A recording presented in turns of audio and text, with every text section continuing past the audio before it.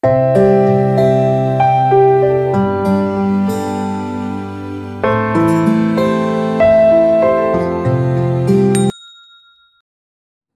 আলাইকুম।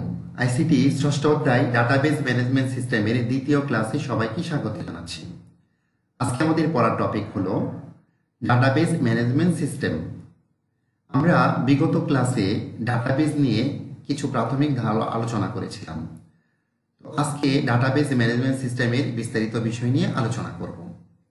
আজকের ক্লাসে আমরা যা যা জানতে পারবো তার মধ্যে রয়েছে ডাটাবেজ কি, যদিও ডাটাবেজ নিয়ে আমরা বিগত ক্লাসে আলোচনা করেছি। তো ডাটাবেজ ম্যানেজমেন্ট সিস্টেম আলোচনা করতে গিয়ে ডাটাবেজ বিষয়টি এসে যায়, তাই ডাটাবেজকে আজকে সংক্ষেপে আরও একটু আলোচনা করে নিব। এরপর রয়েছে ডাটাবেজ ব্যবহারের সুবিধা, এরপর রয়েছে ডাটাবেজ ম্যানেজমেন্ট সিস্টেম কি, এই বিষয়ে আমরা জানতে পারবো। এরপর রয়েছে ডাটাবেজ ম্যানেজমেন্ট সিস্টেমের উদ্দেশ্য, ডাটাবেজ ম্যানেজমেন্ট সিস্টেমের কি কি কাজ রয়েছে এবং এর কি কি সুবিধা রয়েছে। তো এর পাশাপাশি আজকে আমরা বাড়ির কাজটি কিন্তু ক্লাসের মধ্যে দিয়ে নিব। ওকে ফাইন, তাহলে আমরা ডাটাবেজ সম্পর্কে একটু ধারণা নিয়ে নিই। যদিও গত ক্লাসে আমরা ডাটাবেজ নিয়ে আলোচনা করেছি। ডাটাবেজ, ডাটা এবং বেজ এই দুটি শব্দ মিলে কিন্তু ডাটাবেজ শব্দটি এসেছে। ডাটা শব্দের অর্থ হলো উপাত্ত আর বেজ শব্দের অর্থ হলো সমাবেশ। তার মানে বোঝাই যাচ্ছে যে উপাত্তেরই সমাবেশ যেখানে আছে সেটি হলো ডাটাবেজ। তবে এই ক্ষেত্রে আমি তোমাদেরকে একটি ডেফিনেশন বলেছিলাম যে এটি সার্বজনীন এবং সবচেয়ে সুন্দর ডেফিনেশন। বলেছিলাম যে এখানে সম্পর্কযুক্ত কথাটি অবশ্যই টেনে আনবে। তাহলে এই ডেফিনেশনটি যদি আমরা একবার দেখি, ডাটাবেজ হলো পরস্পর সম্পর্কযুক্ত ডেটার সুবিন্যস্ত সমাবেশ। সম্পর্কযুক্ত ডেটা কেন বলা হয়? আমরা বলেছিলাম যে ডাটাবেজ ম্যানেজমেন্ট সিস্টেমের একটি গুরুত্বপূর্ণ বিষয় হলো এই সম্পর্কযুক্ত। মানে হলো তুমি যদি একটি শিক্ষা প্রতিষ্ঠানের ডাটাবেজ নিয়ে আলোচনা করতে যাও, সেই ক্ষেত্রে কোনোভাবেই শিক্ষা প্রতিষ্ঠানে একটি খেলাধুলা সংক্রান্ত বিষয় বা বিশ্বকাপ সংক্রান্ত বিষয় এখানে থাকবে না, বা বিশ্বকাপের যে ইনফরমেশনগুলো সেখানে এগুলো থাকবে না। আবার শিক্ষা প্রতিষ্ঠানের ওয়েবসাইটে তুমি কোনোভাবেই বলতে পারবে না যে আমাদের নিউ মার্কেটের কোনো একটি ব্যবসা প্রতিষ্ঠান নিয়ে এখানে আলোচনা করা হয়, অথবা তুমি বলতে পারবে না যে আমাদের এলিফ্যান্ট রোডের কোনো একটি ব্যবসা প্রতিষ্ঠান নিয়ে আলোচনা করা হয়। তুমি বলতে পারবে না যে বসুন্ধরা সিটি নিয়ে এখানে আলোচনা করা হবে। বসুন্ধরা সিটির বিভিন্ন ধরনের ইনফরমেশন তুমি নিশ্চয়ই শিক্ষা প্রতিষ্ঠানে পাবে না। তাই বসুন্ধরা সংক্রান্ত কোনো বিষয় যদি আলোচনা করা হয় তাহলে বসুন্ধরার যে ডাটাবেজ রয়েছে সেই ডাটাবেজে তোমাকে যেতে হবে। আবার সেখানে গিয়ে তুমি তোমার শিক্ষা প্রতিষ্ঠানের কোনো বিষয় পাবে না। তার মানে আমরা বুঝতে পারছি একটি শিক্ষা প্রতিষ্ঠানের ডাটাবেজ নিয়ে যদি আমরা আলোচনা করি সেখানে অবশ্যই সম্পর্কযুক্ত বিষয় থাকবে। সম্পর্কযুক্ত বিষয় কিভাবে থাকবে? যেমন ধরো এখানে শিক্ষকদের তালিকা থাকতে পারে, শিক্ষকদের বেতন তালিকা থাকতে পারে, চতুর্থ শ্রেণী কর্মচারীদের তালিকা থাকতে পারে, একটি স্টুডেন্টের ইনফরমেশন থাকতে পারে। তাহলে এই যে সব কয়টা বিষয় আমরা বললাম এগুলো একটা শিক্ষা প্রতিষ্ঠানের সাথে সম্পর্কযুক্ত।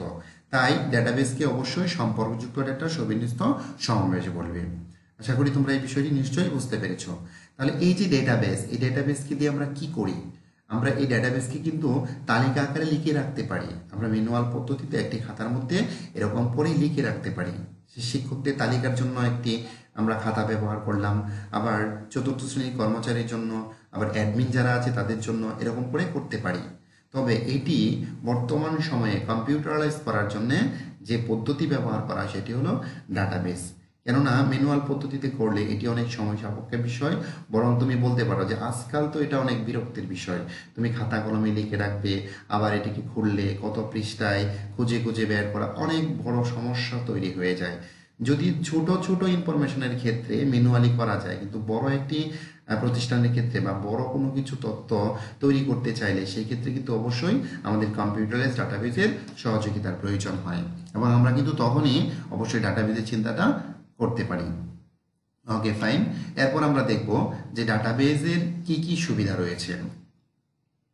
তো ডেটা অতি সহজে সংরক্ষণ করা যায়। সহজে বোঝা যাচ্ছে যে কম্পিউটারের মাধ্যমে ইনফরমেশনগুলো সহজে ইনপুট করা যায়। এরপর রয়েছে সংরক্ষিত ডেটাকে যে কোনো সময় আপডেট করা যায়। হ্যাঁ, এটি একটি খুবই গুরুত্বপূর্ণ টপিক। আমরা কোনো একটি তথ্য যখন খাতার মাধ্যমে তুলি ম্যানুয়াল পদ্ধতিতে, তখন কিন্তু এটিকে পরিবর্তন করা খুব কঠিন হয়ে দাঁড়ায়, তাই না? এটিকে আপডেট করা, এটির কোনো ইনফরমেশন চেঞ্জ হওয়া, কোনো ডাটা চেঞ্জ হওয়া, সেগুলোকে আপডেট করা বা আমাদের নতুন করে তালিকাভুক্ত করা খুব কঠিন হয়ে দাঁড়ায়। তবে ডাটাবেজ ম্যানেজমেন্ট সিস্টেমে এটি খুব সহজ হয়ে যায় আপডেট করাটা। এরপর রয়েছে সুষ্ঠু ও সুন্দরভাবে ডেটা পরিচালনা করা। পরিচালনা করতে গিয়ে তুমি খুবই সুন্দরভাবে এর উপস্থাপনা সহ এটিকে তুমি ম্যানেজমেন্ট করতে পারবে খুব সহজভাবে। এরপর রয়েছে ডেটা অতি দ্রুত খুঁজে বের করা যায়। হ্যাঁ, ডেটা অতি দ্রুত বের করার জন্য ডাটাবেজ ম্যানেজমেন্ট সিস্টেমে বিভিন্ন ধরনের প্রক্রিয়া রয়েছে। এই প্রক্রিয়ার মাধ্যমে তুমি খুব সহজেই ডেটা খুঁজে বের করতে পারবে। তোমার যে ডাটাটি প্রয়োজন সে ডাটাটি খুঁজে বের করতে পারবে। আমরা যদি একটি এক্সাম্পল বলি, দেখো সারা বাংলাদেশে এসএসসি বা ইন্টারে এতগুলো পরীক্ষার্থী থাকে, তুমি কি করো, তোমার একটি নির্দিষ্ট রোল নাম্বার দিয়ে তুমি তোমার রেজাল্টটি এখান থেকে খুব সহজেই খুঁজে নিতে পারো। তাহলে বুঝতেই পারছো যে ডেটাবেস কতটুকু কাজ আমাদের জন্য করে থাকে। এরপর রয়েছে ডেটা নিরাপত্তা নিশ্চিত করা। দেখো, ডেটার নিরাপত্তা নিশ্চিত করা, কেউ চাইলেই কিন্তু খুব সহজেই এগুলো পেতে পারছে না। একটি নির্দিষ্ট ডাটা দিয়ে বা ইনপুট দিয়ে তারপর কিন্তু এই ডেটা তোমাকে আনতে হবে, আর এই ডেটাটি অবশ্যই একটি নিরাপদ ব্যবস্থার মধ্যে থাকে, তাই না? আচ্ছা, এরপর রয়েছে একাধিক ব্যবহারকারী ডেটা ব্যবহার করতে পারে। আমি যে মাত্র একটি এক্সাম্পল বলেছি যে তুমি তোমার রোলটি ব্যবহার করে তোমার ফলাফল তুমি জেনে গেলে বা আরো ইনফরমেশন তুমি জেনে গেলে, এটি কিন্তু শুধু তুমি একা নও। এই ডেটাবেস ম্যানেজমেন্ট সিস্টেম থেকে যে কয়জন রিকোয়েস্ট পাঠাবে সার্ভারকে, সবাইকে কিন্তু এই রেজাল্টটি দিয়ে দিবে। এখন তুমি একটু লক্ষ্য করো তো, তোমার এই রেজাল্টটি আনতে গিয়ে যদি ম্যানুয়াল পদ্ধতি ব্যবহার করা হয়, তাহলে একটি শিক্ষা প্রতিষ্ঠানে যদি 10 জন এই রেজাল্ট আনতে যায়, তাহলে কি একটি হযবরল অবস্থার সৃষ্টি হবে। যে যে এই রেজাল্টটি ম্যানুয়াল খাতা থেকে বের করে দিবে, তোমার ইনফরমেশন বের করে দিবে, সে কি দিতে চাইবে 10 জনকে? কিন্তু তোমার এই 10-এর অধিক অসংখ্য মানুষ কিন্তু তোমার এই রেজাল্টটি বা ইনফরমেশনটি দেখতে পারবে ডাটাবেস ম্যানেজমেন্ট সিস্টেমটি যদি থাকে। আশা করি নিশ্চয়ই বিষয়টি তোমরা এখন বুঝতে পেরেছ। তো এরপর আমরা দেখব ডাটাবেস ম্যানেজমেন্ট সিস্টেমের বিষয়টি। মূলত ডাটাবেস ম্যানেজমেন্ট সিস্টেমের বিষয়টি, আমরা যে ডাটাবেস নিয়ে আলোচনা করছি এখানেই এইগুলা থেকে যায়। তাও যেহেতু ডাটাবেস সংক্রান্ত আলোচনা এবং ডাটাবেস ম্যানেজমেন্ট সিস্টেম আলোচনা একটু আলাদা করে আলোচনা করতে হয়, কারণ হলো ডাটাবেস ম্যানেজমেন্ট সিস্টেম হলো একটি সফটওয়্যার, আর ডাটাবেস হলো আমরা যে মূল কাজটি করে থাকি। তাহলে এখন ডাটাবেস ম্যানেজমেন্ট সিস্টেমে প্রথমে বলে দিয়েছি, এটি মূলত তুমি বুঝে নিবে একটি সফটওয়্যার। আমরা যেমন বিভিন্ন সফটওয়্যার ব্যবহার করে আমাদের মোবাইলে বিভিন্ন ধরনের কাজ করে থাকি, আমাদের কম্পিউটারে বিভিন্ন ধরনের কাজ করে থাকি, এই ডাটাবেস ম্যানেজমেন্ট সিস্টেম সফটওয়্যার ব্যবহার করে এই ডাটাবেসের কাজগুলো অ্যারেঞ্জমেন্ট করা হয়, ম্যানেজমেন্ট করা হয়ে থাকে। ওকে ফাইন, তাহলে এই ডেফিনেশনটি আমরা একটু দেখি। তাহলে ডাটাবেস ম্যানেজমেন্ট সিস্টেম হলো এমন একটি সফটওয়্যার, এমন একটি অ্যাপ্লিকেশন যার দ্বারা ডাটাবেস তৈরি করা হয়। হ্যাঁ, আমি তোমাদেরকে মাত্র বলেছি যে ডাটাবেসকে কি করা হয়, ম্যানেজমেন্ট করা হয় এক্ষেত্রে, তাই না? ওকে ফাইন, ডাটাবেস হলো এমন একটি সফটওয়্যার যার দ্বারা ডাটাবেস তৈরি করা হয়, পরিবর্তন সংশোধন করা যায়, সংরক্ষণ করা হয়, নিয়ন্ত্রণ ও পরিচালনা করা হয়। এই ডেফিনেশনটি তোমরা নিশ্চয়ই বুঝতে পেরেছ। তো বহুল ব্যবহৃত কয়েকটি ডাটাবেস ম্যানেজমেন্ট সিস্টেম সফটওয়্যারের মধ্যে রয়েছে ওরাকল, মাইএসকিউএল, মাইক্রোসফট অ্যাক্সেস। তো মাইক্রোসফট অ্যাক্সেস নিয়ে আমরা মূলত আমাদের কাজগুলো এগিয়ে নিয়ে যাব। ব্যবহারিক ক্লাসগুলো কিন্তু আমরা মাইক্রোসফট অ্যাক্সেস দিয়ে করব। তো আমি তোমাদেরকে এখন দেখিয়ে দিব যে মাইক্রোসফট অ্যাক্সেসটি কিভাবে চালু করতে হয়, যদিও আমরা ব্যবহারিক ক্লাসে এই অংশগুলো দেখাবো। তো আমি অল প্রোগ্রামে গিয়ে দেখো মাইক্রোসফট অ্যাক্সেসে ক্লিক করলাম। ক্লিক করার সাথে সাথে দেখো এরকম একটি ডিসপ্লে এসে গেল। এখানে দেখো দেয়া আছে ব্ল্যাঙ্ক ডাটাবেস, এরপরে আরো কিছু বিষয় দেওয়া আছে, প্রত্যেকটি কিন্তু কাজ আছে। তো আমি যেহেতু একটি ডাটাবেস তৈরি করতে চাই, সেই ক্ষেত্রে তোমাকে এই ফাইলের নামে গিয়ে একটি নাম ব্যবহার করতে হবে। আমি দিলাম ক্লাস 2, নাম ব্যবহার করলাম ক্লাস 2। আবার এখানে দেখো ক্রিয়েট লেখা আছে, আমি যখন ক্রিয়েট ক্লিক করব সাথে সাথে একটি ডাটাবেস চালু হয়ে যাবে। দেখো একটি ডাটাবেস কিন্তু চালু হয়ে গেল। তো এখানে যে কাজগুলো আমরা করব সেগুলো ব্যবহারিক ক্লাসে আমরা দেখাবো। তো আজকে আমরা দেখলাম যে মাইক্রোসফট অ্যাক্সেস কিভাবে চালু করতে হয়, খুবই সহজ একটি বিষয়, তাই না? আচ্ছা, যাই হোক, যেহেতু আজকে এই সংক্রান্ত পড়া নয় তাই এটি আমরা স্কিপ করে যাচ্ছি। তো আমরা দেখলাম যে ডাটাবেস ম্যানেজমেন্ট সিস্টেম একটি সফটওয়্যার। এই সফটওয়্যার দিয়ে কি কি করা হয়, ডাটাবেস তৈরি করা হয়, পরিবর্তন, সংশোধন, সংরক্ষণ, নিয়ন্ত্রণ ও পরিচালনা করা হয়। এরপর আমরা ডাটাবেস ম্যানেজমেন্ট সিস্টেমের কয়েকটি সফটওয়্যারের নাম জানলাম। তো এর পরবর্তী সময় আমরা দেখব ডাটাবেজ ম্যানেজমেন্ট সিস্টেমের কি উদ্দেশ্য, কেন ডাটাবেজ ম্যানেজমেন্ট সিস্টেমটি ব্যবহার করতে হয়? দেখো, ডাটাবেজ ম্যানেজমেন্ট সিস্টেমের মূল উদ্দেশ্য হচ্ছে ডাটাবেজকে সবসময় আপডেট রাখা বা সর্বশেষ যে তথ্য এসেছে সেগুলোকে সংবলিত করে রাখা, যাতে ব্যবহারকারী যে কোনো সময় প্রয়োজন অনুযায়ী ডাটাবেজ হতে সর্বশেষ তথ্য লাভ করতে পারে। আমরা যখন ডাটাবেজের সুবিধা বা কাজগুলো পড়েছিলাম সেখানেই কিন্তু এই ডাটাবেজ ম্যানেজমেন্ট সিস্টেমের উদ্দেশ্যটি এসে যায়। তাও আমরা যেহেতু আলাদা আলাদা করে আনসার করতে হয়, যেমন ডাটাবেজ ম্যানেজমেন্ট সিস্টেমের উদ্দেশ্য আসলে আমাদের কতটুকু দিতে হবে সেই এরিয়াটুকু ঠিক করে নিয়ে যদি আমরা পড়ি তাহলে পড়াটা সহজ হয়। এই কারণে আমি খণ্ড খণ্ড করে আলাদা করে তোমাদেরকে দেখানোর চেষ্টা করেছি। ওকে, তাহলে আমাদের এই মূল উদ্দেশ্য কি? মূল উদ্দেশ্য হলো আপডেট রাখা, ডেটাবেজের যে ডাটাগুলো আসবে বা যে ইনফরমেশনগুলো আসবে সেগুলোকে আপডেট রাখা, যাতে ব্যবহারকারী বা তুমি চাইলেই সহজেই যেন তোমার ইনফরমেশনগুলো পেতে পারো। তো এরপর আমরা বাড়ির কাজটি দিয়ে নিব। তোমরা নির্দিষ্ট সময়ের মধ্যে অবশ্যই বাড়ির কাজটি প্রেজেন্ট করার চেষ্টা করবে। দেখো, আজকে জ্ঞানমূলক কোয়েশ্চেন দিয়েছি। তোমরা জানো যে আমি প্রত্যেকটি ক্লাসে পড়া পড়িয়ে যে পড়াগুলো পড়ানো হয়েছে সেই পড়াগুলো থেকে তোমাদেরকে হোমওয়ার্ক দিয়ে থাকি। তো আজকে জ্ঞানমূলক কোয়েশ্চেনে প্রথমে রয়েছে ডেটাবেজ কি, এরপর ডাটাবেজ ম্যানেজমেন্ট সিস্টেমের পূর্ণরূপ লেখো, এরপর রয়েছে ডাটাবেজ ম্যানেজমেন্ট সিস্টেম কি।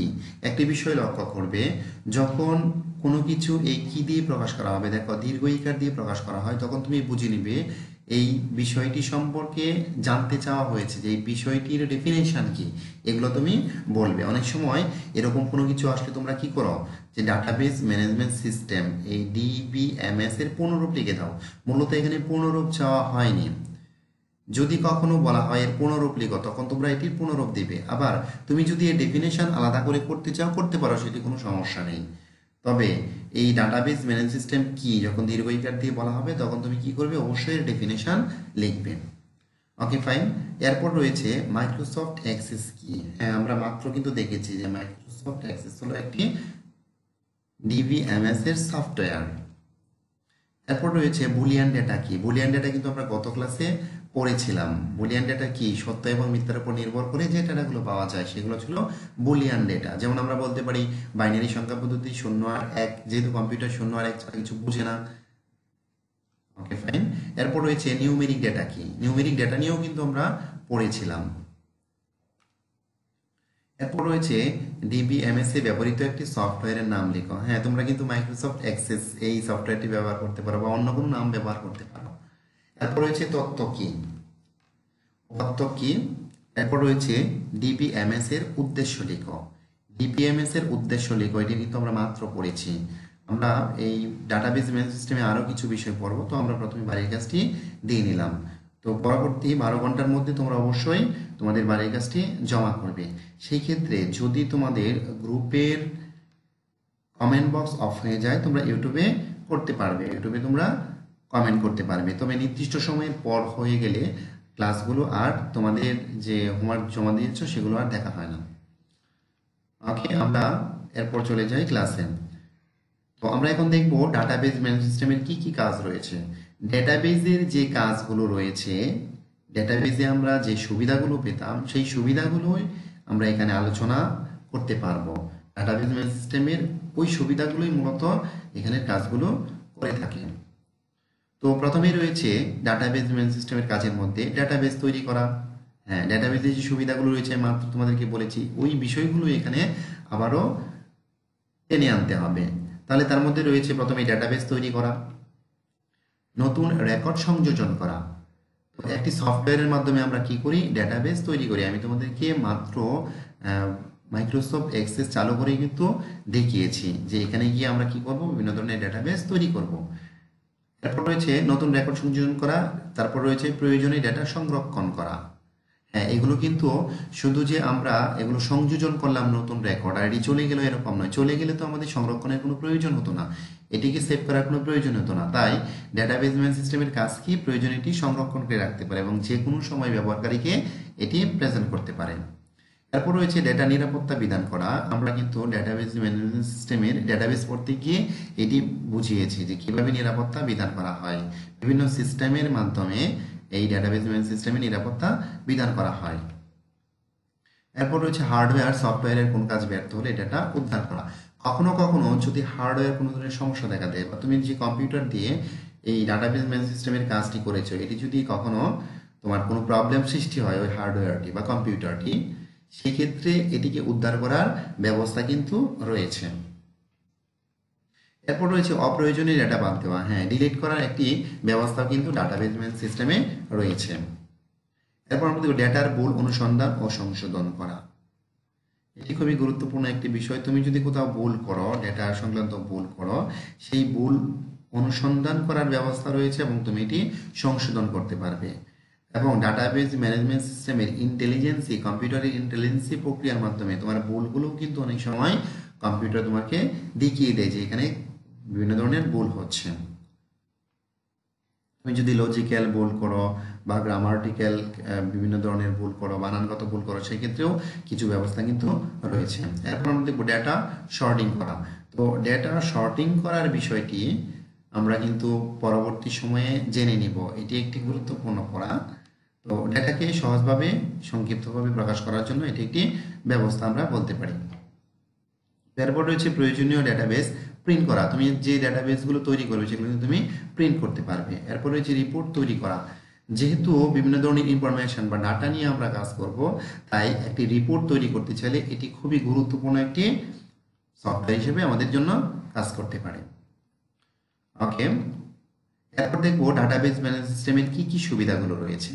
মূলত উদ্দেশ্য, সুবিধা, কাজ, ডেটাবেসের সুবিধা সব কয়টি কিন্তু একই ধরনের পড়া দেখবে, তাও তোমরা একটু আলাদা করে পড়ে নিবে, কেননা এর নিজস্ব একটি ক্ষেত্র থাকে। ওই নিজস্ব ক্ষেত্র থেকে বের হয়ে গেলে তোমার পরীক্ষায় আনসারটি পারফেক্টভাবে হয় না। এই কারণে এর খণ্ড খণ্ড অংশগুলো আমি আলাদা করে দেখানোর চেষ্টা করেছি। তো এই সুবিধার মধ্যে কি রয়েছে, ডেটার বাহুল্যতা কমায়, ডেটা উপস্থাপন করা যায়, ডেটাকে ক্রমানুযায়ী সাজানো যায়, ডেটার নিরাপত্তা বিধান করা যায়, ডেটা আধুনিকীকরণ করা যায় বা আপডেট করা যায়। এই বিষয়গুলো কিন্তু আমরা কাজের ক্ষেত্রেও পড়েছি। তাও যদি ডাটাবেস ম্যানেজমেন্ট সিস্টেমের সুবিধার কথা 2 নম্বরের জন্য উল্লেখ আসে, তখন তোমরা এই বিষয়গুলোকে আলাদা করে লেখার চেষ্টা করবে। আজকের ক্লাস এই পর্যন্তই থাকবে। প্রত্যেকেই সুস্থ থাকবে, ভালো থাকবে। আগামী ক্লাসে আবারও তোমাদের সাথে দেখা হবে। আর আগামী ক্লাসকে অবশ্যই গুরুত্ব দিতে হবে, কেননা আমি চেষ্টা করব ব্যবহারিক ক্লাস তোমাদের জন্য আরম্ভ করার জন্য। ওকে, আল্লাহ হাফেজ।